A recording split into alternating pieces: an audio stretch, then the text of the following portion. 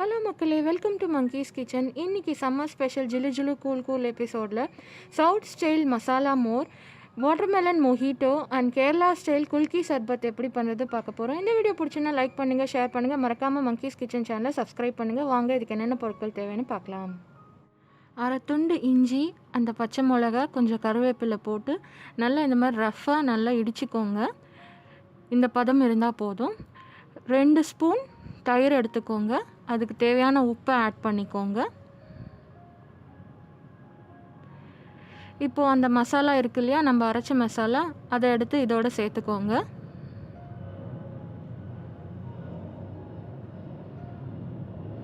இப்போ இதுக்கு 1 கிளாஸ் நல்லா சில்டு தண்ணி ஊற்றுங்க.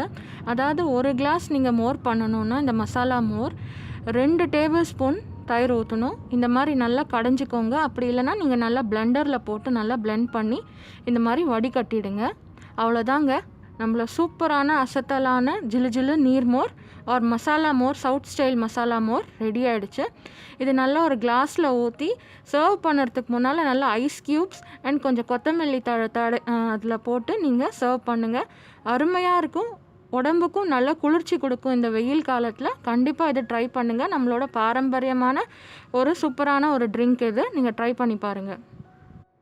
இந்த கேரளா ஸ்டைல் குல்கி சர்பத்துக்கு தேவையான பொருட்கள் பார்க்கலாம்.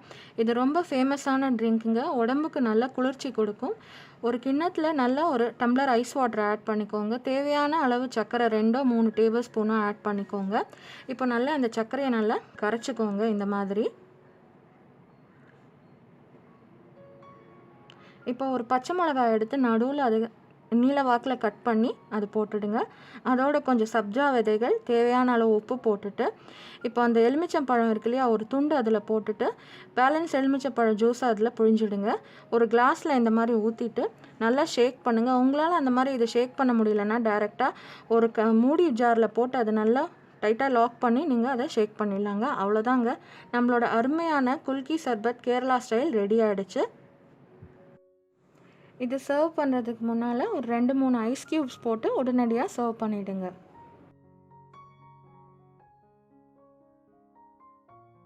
இந்த அருமையான வாட்டர்மெலன் மொஹிட்டோ சம்மர் ஸ்பெஷலுக்கு ஒரு கிளாஸில் சிறிதளவு எலுமிச்சைப்பழ துண்டுகள், அப்புறம் 2-3 டேபிள் ஸ்பூன் தர்பீஸ், அதில் விதை எடுத்துடுங்க, இந்த மாதிரி ஆட் பண்ணிக்கோங்க. அப்புறம் ஒரு 2-3 தழைகள் புதினா இலைகள் ஆட் பண்ணிவிட்டு இந்த மாதிரி நல்லா க்ரஷ் பண்ணுங்கள். இந்த மாதிரி நல்லா க்ரஷ் பண்ணும்போது ஜாகிரதையாக, நீங்கள் கிளாஸ்லேயே பண்ணுறதா இருந்தால் ஜாகிரதையாக பண்ணுங்கள். எல்லாம் ரொம்ப அழுத்தினீங்கன்னா உடஞ்சிடும் கிளாஸ், அது ஜாகிரதையாக பார்த்துக்கோங்க. இப்போது இந்த ஜூஸ் எல்லாம் கலந்துடுச்சுங்க. இப்போ 2 டேபிள் ஸ்பூன் பொடித்த சர்க்கரை, சிட்டி அளவு உப்பு, அவ்வளோதாங்க. இந்த கிளப் சோடா ஆட் பண்ணிட்டேன்னா பாருங்கள் எவ்வளோ கலர்ஃபுல்லாக இருக்குது. கொஞ்சம் ஐஸ் க்யூப்ஸும் ஆட் பண்ணிவிடுங்க. நம்மளோட refreshing summer watermelon mojito ready ஆகிடுச்சு. மக்களே, இந்த அருமையான ஜில் சம்மர் ட்ரிங்க்ஸ் கண்டிப்பாக ட்ரை பண்ணுங்கள். ட்ரை பண்ணிவிட்டு உங்களோட ஃபீட்பேக்கை நம்மளோட கமெண்ட் செக்ஷனில் சொல்லுங்கள். இந்த வீடியோ பிடிச்சினா லைக் பண்ணுங்கள், ஷேர் பண்ணுங்கள், மறக்காமல் மங்கீஸ் கிச்சன் சேனலை சப்ஸ்கிரைப் பண்ணுங்கள். Okay, thank you.